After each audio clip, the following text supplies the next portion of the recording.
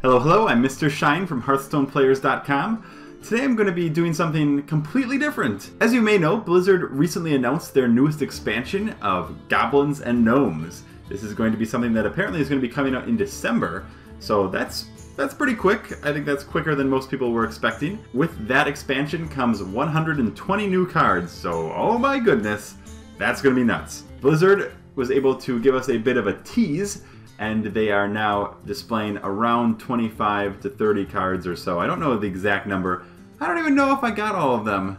It's hard to say, but my job here is going to be trying to take a look at those cards, giving my first impression on how good I think those cards are and which ones we might see in the future. So this is where I predict the future and everyone can laugh at me in about 3 months when none of my picks are right. But we'll see. So I'm going to be rating each card on a 1 through 5 scale, and I think I'll keep my top 5 picks that I think are going to be the best cards at the end, where I'll discuss in a countdown order. So hopefully I will leave you guys in suspense. So one thing that I thought was really interesting about this new expansion is that there is a new identification for mech cards. I think that the Harvest Golem and the Dragonling Mechanics little dragon are also going to become mechs. And mechs seem to be very similar to beasts in that they will have a lot of ways to self-buff, or you can get certain benefits from cards that have mech as one of their identities. It looks pretty crazy. It looks like there's a lot of good synergy from just the few cards that I've seen so far. There's also a lot of Death Rattle combined with the mechs, so I don't think that Death Rattle is going away anytime soon. I think that Undertaker, unless it gets changed, will still be around for quite a bit. But it's hard to say how good mech cards are going to be. I can already see a lot of good synergies and combos, but again, we still have about 3/4 of the cards remaining that we don't know anything about. So who knows how crazy they can get, or maybe there's more bad cards and there's not as many cards that will really make use of the mech identity. But I think it's going to be pretty big. So the first card is Annoyatron. It is for 2 mana, a 1/2 taunt with Divine Shield. And yeah, that seems pretty annoying. I don't think that it's really going to be that great. I think that it's basically Northshire Footman ×2. It is a card that looks similar to Echoing Ooze as well, with 2 1/2s. It works kind of the same way. I don't think this card is really going to be used that often. It's kind of like an Argent Squire, maybe just a little bit better, but again, it costs 2 mana instead of 1, so that's kind of a big deal. There are ways that you can buff it, and it might find some use in zoo-type decks where you can want to protect the board, and it's really a hassle to get through. But I think that the value of it is probably not as worthwhile in most decks, because the slots can probably be filled better with something else. The next card is Blingtron 3000. It is a pretty mediocre card when you look at the base stats. Its Battlecry, though, is pretty nuts. You both get to equip a random weapon, and that seems like that could be really awesome and really not awesome for your deck. Looking at this card from an arena perspective, it looks pretty awful because you have no way of knowing what sort of weapon you're going to get. It can help you turn the tide, but of course then you have to face something else that your opponent has, and that can be really dangerous. From a constructed perspective, though, I actually think this card could get some use with a deck that is built around buffing weapons, maybe a warrior deck, for example, maybe a rogue deck. I can see this card being combined with weapon destruction cards like an Ooze or a Harrison Jones. So in Constructed, if you wanted to play this and immediately destroy the opponent's weapon at the same time, you can get quite a bit of value from this card, as long as you can prevent that weapon. Bomb Lobber also looks like it would be a pretty bad card in the arena. It's only a 3/3 for 5 mana, and the Battlecry can be really awesome with that 4 damage if you can direct it, but at that point in the game, it's more likely that the opponent might have some sort of random minions around. It will be hard to guarantee that that 4 damage is going to go to something useful. When you consider a Fire Elemental, for example, which is 1 more mana for 5 more stats, and 1 less damage, but you can direct that damage, that seems like a much better deal. And in fact, when you think of Stormpike Commando as the same mana cost for a 4/2, I almost think that damage is even more valuable than Bomb Lobber, because you can, again, choose what target you're going to attack. The next one is Dr. Boom and the Boombots. And I don't know if Boombots are just a thing by themselves, or if Dr. Boom is the only person that can summon Boombots. I'm going to go on a limb and they are probably combined. If that's the case, I would say that Dr. Boom is not terrible. A 7/7 for 7 isn't awful, and the Boombots could be useful at a later point, with their Death Rattle. I mean, I think if you just played them for 1 mana, they would have some sort of use. They're kind of similar to Leper Gnome, except the downside is that you can't really direct that damage, which Leper Gnome is played in aggressive decks where you can guarantee 2 damage is going to face, and Boombot could be 4 damage to face, or it could be 4 damage to a 1/1 token, or it can be 1 damage to a 1/1 token. Who knows? But I think that Dr. Boom's problem is going to be that he probably doesn't do enough for his mana cost and the fact that he's a legendary card that you need to put a slot in your deck for. And I think there are other legendary cards that are more threatening than this card is. So Cogmaster is a 1/2 for 1 mana that has a nice little boost that it gets +2 attack if you have a mech in play on your side. And I think given the fact there's a lot of mechs in this expansion from the looks of it, it could be a fairly strong card that can almost always trade up with the 2-drop, assuming that you have a deck that's built around it. So Enhanso Mechano is a 4 mana 3/2, which is not very good, that has a really crazy battle cry. It will give all of your other minions Divine Shield, Taunt, or Wind Fury chosen at random. That seems very random. And it also makes me have a lot of questions. For example, does it give all of your minions one of those 3?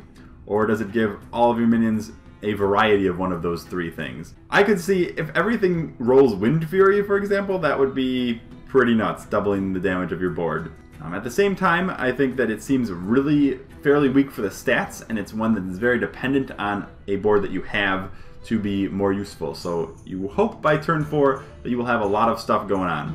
I think it's going to be weak, especially in the arena. I do think that there are some combos that could be very strong with it, and I don't know if it would see play or not, just because it seems kind of niche and gimmicky. But for example, Unleash the Hounds and Enhanso Mechano on turn 7, if the opponent has a lot of cards, would be pretty hilarious with a bunch of dogs flying around that have Divine Shield or Taunt. There may be some place for it in a token deck or something else that will utilize a lot of small minions and then make them very sticky and difficult to deal with. I'm going to go on a limb and say that probably it's more unlikely than it is likely that this card will see much play. Now for a good card, an Explosive Sheep. And yeah, from the looks of it, it doesn't seem that great. A 2 mana 1/1. That is a mech though, so it might have some ability to be buffing other things or have extra benefits. The Death Rattle is really the thing that makes this card huge in my mind. A 2 damage to all minions seems really useful in a control style deck. Maybe a warrior or potentially a freeze mage that wants to delay a bit because they can ping the sheep and then make everything explode. I was thinking to myself that this card could actually potentially help Druid control. Combining it with Poison Seeds on turn 6 will pretty much wipe almost any board, with the exception of Nerubian Egg or a Karn that might be on the board. Kind of like Consecration Equality in the sense that it will wipe everything out, except that it's even better at destroying Death Rattle minions. So look out for that one. The Control Druid. It's coming. You heard it here first. Flame Cannon is a new mage spell, and it seems like it has some potential, but I probably think it's going to be a bit too random for this card to really see a lot of play in Constructed. When you think about Frostbolt, it has the ability to freeze, it has 1 less damage, but of course you can direct it, and you can also decide to go face if you want to get a bit of burst. Flame Cannon, on the other hand, it does do 4 damage, but you can't control it and it only hits minions. And I think that that is probably not going to see much play in either Arena or Constructed, just because of that fact. Oh man, we thought Mad Bomber was crazy. Check out Madder Bomber. This dude does twice the damage as Mad Bomber, costs 3 mana more, and has a few stat points more, but 6 random damage? That's a lot of damage. It's also kind of crazy. I don't know if it's going to see much play. It's not a card that you really want to play when you have anything out, because of course 6 damage can go horribly wrong. In the same vein though, 6 damage if you don't have much on your board can also be a huge swing. But I think it's a little too risky to try to assume that you're going to get more than 2 or 3 bombs on a target of your choice. So it is a card I don't think will see much play, but it will be the cause of much frustration and hair pulling, I do imagine. Bouncing Blade is a warrior card that has come out, and it seems, I don't know. I don't know what I think about this card. I think it could be very good. It's basically the equivalent of Deadly Shot in some instances if you don't have anything on the board and they just drop to 1 big minion. And then it can be really good value. If you have stuff on the board though, it can also be kind of nuts. However, it does work well with the Control Warrior's basic theme right now, which is trying to clear board and then you can play an Armor Smith, and if they hit your minion with a Bouncing Blade, hey, you get a lot of armor, and it keeps going. It looks like a card that could be pretty funny to watch, just ping forever. If there's a huge board, it's just going to be bouncing all over the place, or it's just going to hit one minion and die, and then you're going to be really upset. Oh man, guys. The mill deck is real. And the reason I say that is because Clockwork Giant is a new card in this expansion. An 8/8 for 12 mana, which is normally unplayable, but it costs 1 less for each card in your opponent's hand, so kind of the reverse Mountain Giant. In fact, almost exactly the reverse Mountain Giant. It seems like a card that could be very useful in certain niche constructed decks. Generally, your opponent having cards is a bad thing, but of course a mill deck would thrive on that, and if you could combine this card with a deck like that when they have a full hand, boom, you just got a very cheap 8/8 on the board. Another modern hunter deck's dream, a Clockwork Gnome, which is a 2/1 for 1 mana that also has a Death Rattle. That also looks kind of useful. Oh, and it's also a mech. So I think this card could be very strong in the right deck. The spare parts seem like they are not especially strong by themselves, but the fact that they're kind of an added perk can help change a tide of battle or potentially help you with a trade or do a bit of utility work for you. I would be shocked if we do not see this card in play once the expansion comes out. Heavily in play. So I'm not too sold on Gnomish Experimenter. It's a 3 mana, 3/2 that has a battle cry that draws a card, which is good. However, if it's a minion, it transforms it into a chicken, which is bad. I assume it is bad. I guess I'm not exactly sure. I don't know if it's an angry chicken or if it's just a chicken? Could be a mystery. Maybe a chicken is like a 5/5, then it would be amazing. But I think it's more likely that a chicken is not a good minion, and if that is the case, then Gnomish Experimenter will probably be more so used in decks that have a lot of spells that need to draw through their deck very quickly. Something like Miracle Rogue, maybe. Potentially Freeze Mage or other sorts of mage decks. It's hard to say, but I think that this is the sort of card that looks bad right now, but the jury could be out later on, and it could have a lot of use. Oh boy, it's a big, beefy, legendary minion. Mechangineer,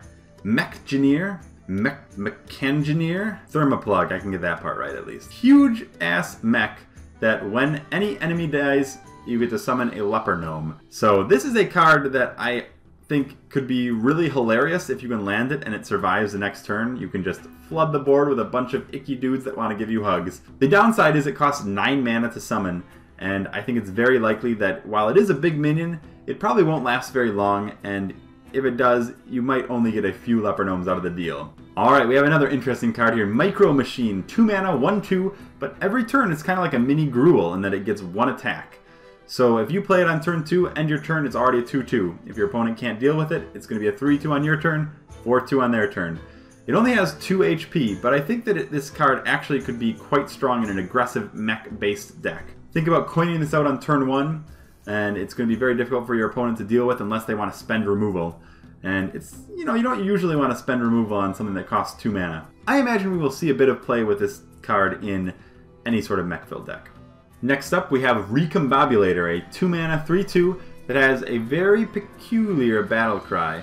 It transforms a friendly minion into a random minion with the same cost. So that's a different effect that we haven't seen before in the game.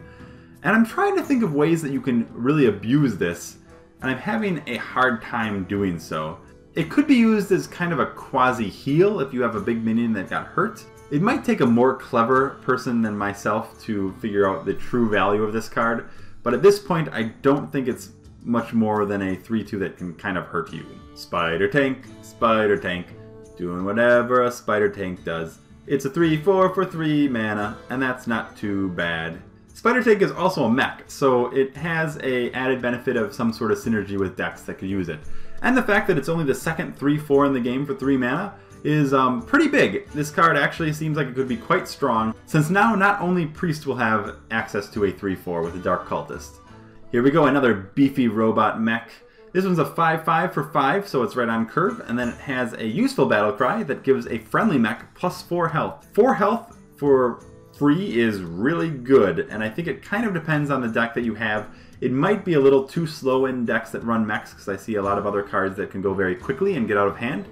At the same time, I think that it's a card that could really help a trade for another card. I didn't rate it in my top tier, top, but I think it's right up there. It's a very good one. So Velen's Chosen is a buff card for Priest, and I think it's kind of interesting. It takes a different approach. It gives a minion 2/4, and also gives them spell damage. I think it's deceptively bad. In that the 2/4 is pretty good and the spell damage is alright as well, but I think that it's going to be hard to find a deck slot to fill with this sort of buff card. A silence will kill it anyways as well, so it's hard to say. Having said that, it is a priest card, which the 4 HP can be quite useful, and the fact that it has spell power, I could see it being combined with Holy Nova, or potentially some bursty decks that do Mind Blast, who knows. I consider it a little below average, but again, maybe there are decks that would really be built around this and can effectively keep minions on the board, and then it could be good. Okay, so now we're starting to get to the pretty good stuff, and we're getting close to the top 5 countdown, so stick with us just a little bit longer. It'll be good. Next up we have Mimiron's, is that right? Mimiron's? Mimiron's Head. And this card, whoa. If you have the right deck for this card, I could see it being an auto-include in any mech deck, and I could see it being real crazy, essentially being used as a win condition most of the time. It's a 5 mana 4/5, so that isn't that great, but really it's the ability that raises my eyebrow. At the start of your turn, if you have at least 3 mechs, which I assume includes itself because it is a mech, destroy them all and form Voltron. And you should take a look and see what Voltron is. Oh my goodness. Mega Wind Fury? What? That's crazy! A 4/8 that attacks 4 times a turn? That's, of course, as soon as you summon it, you deal 16 damage. The thing about this also is the fact that you can buff it, I presume, with Flame Tongue Totem, or a Rock Biter weapon, or a Cold Blood, or a variety of other things that can essentially make this a 1-turn kill if they don't have anything in the way. So this card looks like it could be real nuts if you can get an early board where you swarm everything with mechs, drop your Mimitron's head, and be like, what? I think this card, the only reason I don't have this card in the top 5 is I'm still yet to see all of the other ways to remove that this expansion might have. And the fact that it's at the start of your next turn when the effect goes into play means that your opponent has a full turn to either deal with the head itself or deal with the rest of your mechs on the board. Still, a 4/5 for 5 isn't the worst thing in the world, and I think this card probably could use its stats nerfed a little bit to avoid constant Voltron summonings. Amazing card number 5.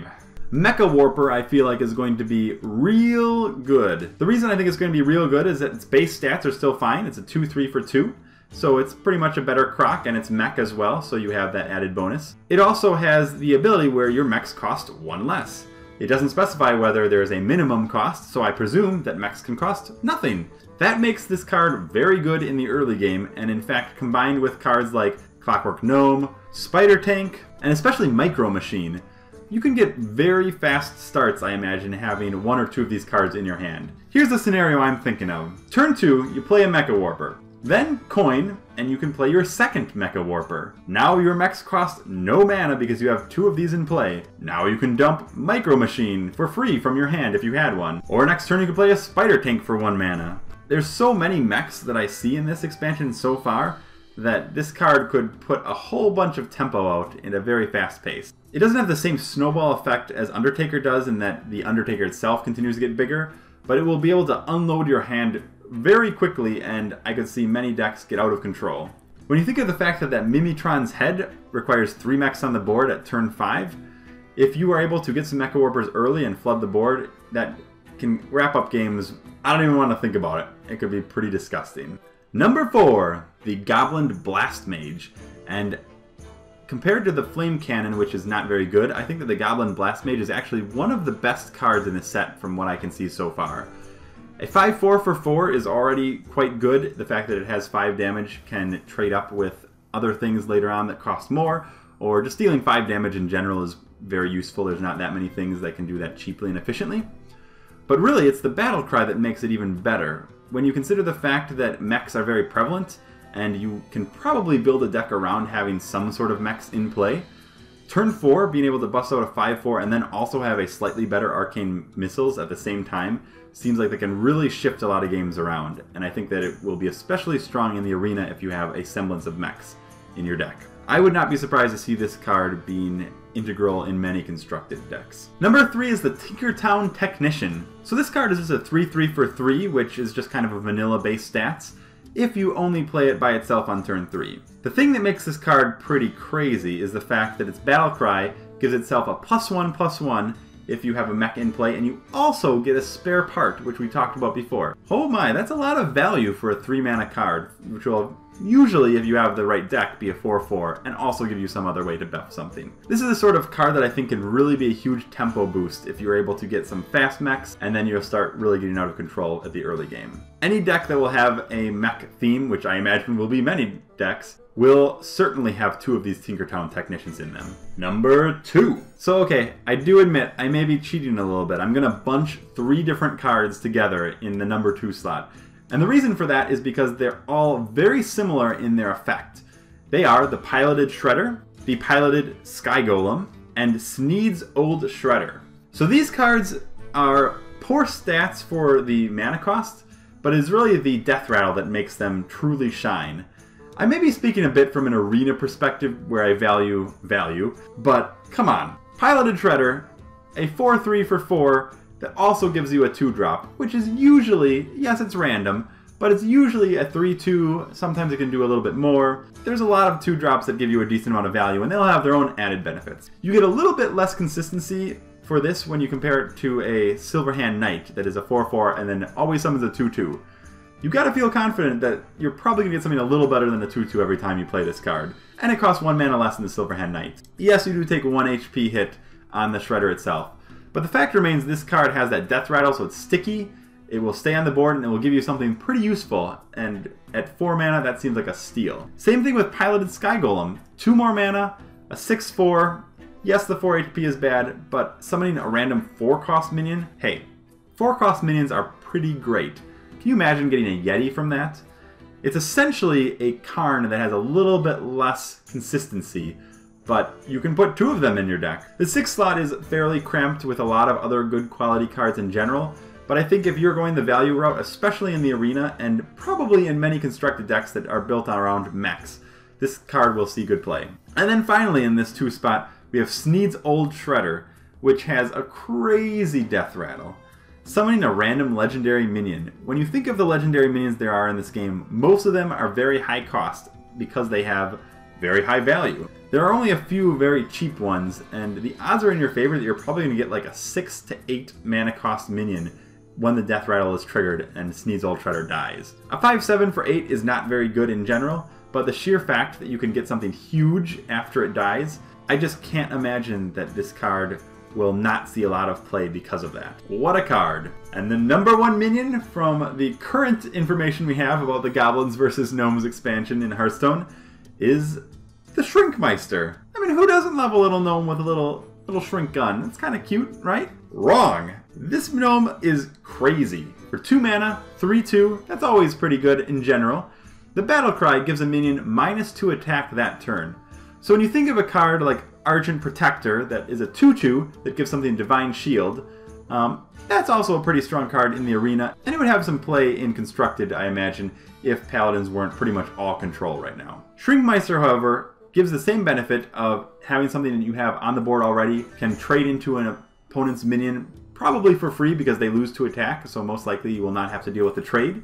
But the thing that makes it even scarier with this card is the fact that it combos so well with other Priest cards. Priests have Shadow Word Pain that gets things that are 3 attack or less, Shadow Word Death that gets 5 attack or more, but that 4 is always a sweet spot.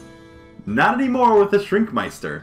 Shrinkmeister can turn your Yeti 4/5 into a temporary 2/5, and then deal with it in a variety of ways. It can be Shadow Madness. You could affect it by Cabal Shadow Priest and steal it, and then the next turn it turns back into its normal self. You can set something up for Shadow Word Pain. There's really just a lot of combos that are already being used in the game that can work perfectly with the Shrinkmeister in that no enemy is safe. So I think this card is going to be a huge card. Most of these cards that I talked about in these last few are going to be very big, but I think this card is going to see a lot of play in Priest. It's going to make Priest even stronger than it currently is, and I think it's going to be nuts! Closing thoughts to sum things up from the things that I've been talking about these cards. First off, mech synergy. It's going to be huge. It's going to be big. It's going to be awesome. Get with the program when the expansion comes out. I'm sure everyone else will, but seriously, there's a lot of good synergy with them. Death Rattle is still going to be huge. In fact, even more so, I think that Death Rattle is going to be a key to this game. Conversely, when you think about that, and the fact that Death Rattle is going to be huge, silences are going to be even more integral to most decks. There's already more Ironbeak Owls being run, there's the occasional Spellbender. I think we will see decks that run at least 2 silences at the minimum, almost all the time. I think that there's just too much that needs to be shut down before it can get crazy value. And finally, mill decks seem to have gained a little bit of life with the Clockwork Giant.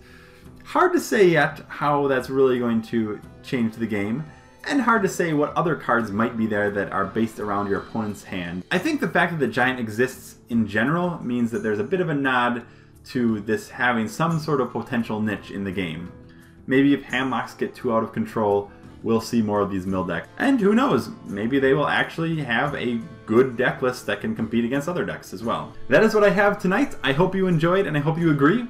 Let me know if you have other questions or thoughts about what you think is the strongest card in this current expansion. I look forward to seeing a bunch of the other cards. This looks really crazy. I'm going to be saving my gold in-game to try to make sure that I can buy a bunch of these packs when they come out. I suggest you do the same because they look real strong. Anyways, I've been MrShine from HearthstonePlayers.com, and I will see you guys next time.